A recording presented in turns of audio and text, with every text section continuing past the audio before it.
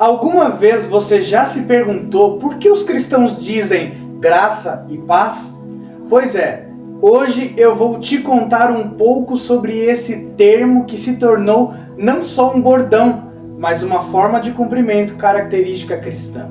Fala pessoal, o meu nome é Mateus, sejam muito bem-vindos, que a graça e a paz do nosso Senhor Jesus esteja convosco e é um prazer conversar com vocês hoje.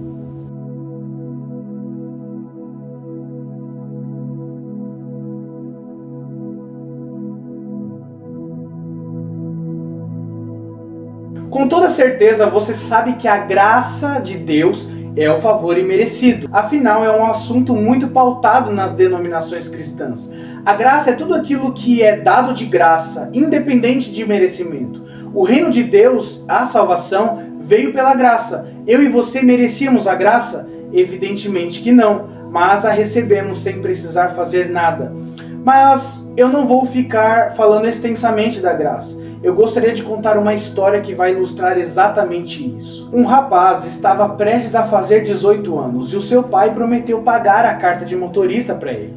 E o rapaz estava sedento por dirigir. Então, um belo dia, ele pega o carro do seu pai, que estava na garagem, um Mercedes-Benz Classe E 300 0 km.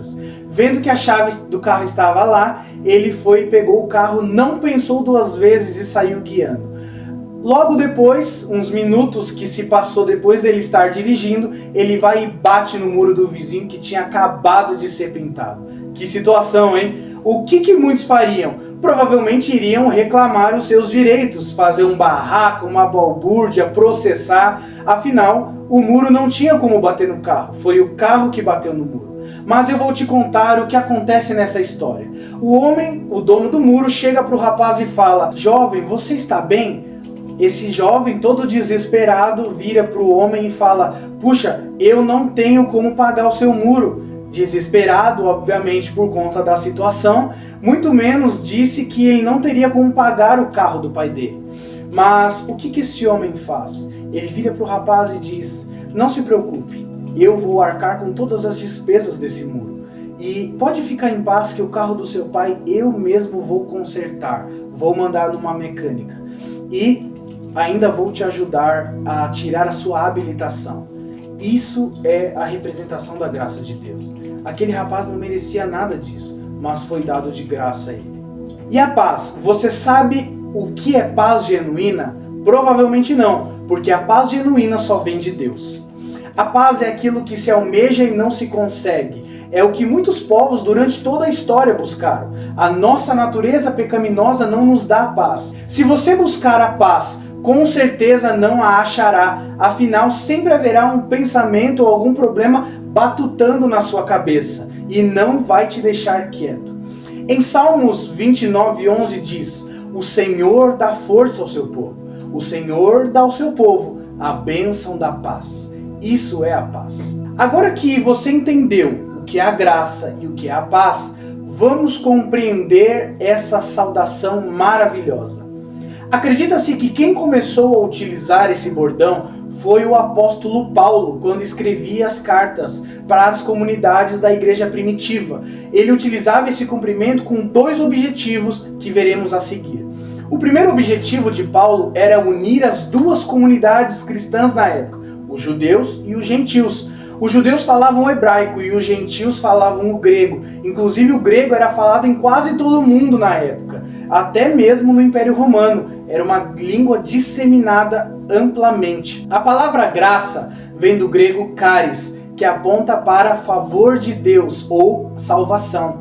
A palavra paz vem do hebraico shalom aleichem, que significa paz esteja convosco. Inclusive era um cumprimento que o próprio Jesus utilizava. Lembra que Jesus veio justamente para quebrar essa diferença entre judeus e gentios?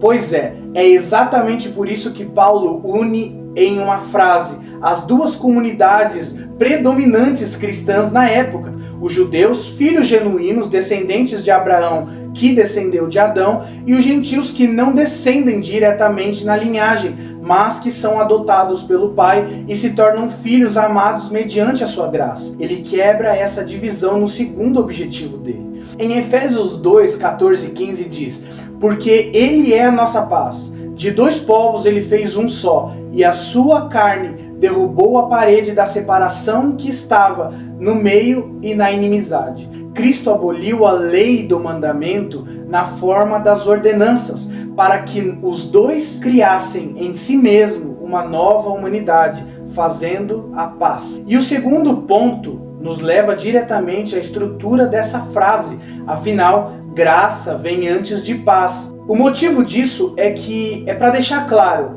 que não existe paz sem a graça. Graça antecede a paz, e a paz sucede a graça, pois isso é o favor de Deus imerecido. É a bênção derramada de graça sem o merecimento. E essa paz só encontramos descansando no Senhor. Agora eu gostaria de orar por você. Feche os teus olhos. Pai, eu quero orar por cada um que está me assistindo. Deus, que estes disponibilizem a vida deles para serem disseminadores da tua graça e da tua paz. Que eles tomem como um bordão abençoar as pessoas com a tua graça e com a tua paz. E que acima de tudo o Senhor traga a sua graça e a sua paz sobre eles, para que eles vivam de forma abundante no Senhor. É o que eu oro em nome de Jesus. Eu gostaria de desafiar você a ser um propagador do Evangelho. Compartilhe com seus amigos, familiares e seja um canal de Deus na vida deles. Também gostaria de pedir para você nos ajudar abençoando essa causa. Seja um doador, cedendo algum equipamento ou qualquer valor, algo que possa realmente nos ajudar a espalhar esse evangelho e custearmos a nossa estrutura. Não somos financiados por dinheiro público, tampouco temos empresa nos mantendo, mas contamos com a provisão de Deus e alguns poucos mantenedores.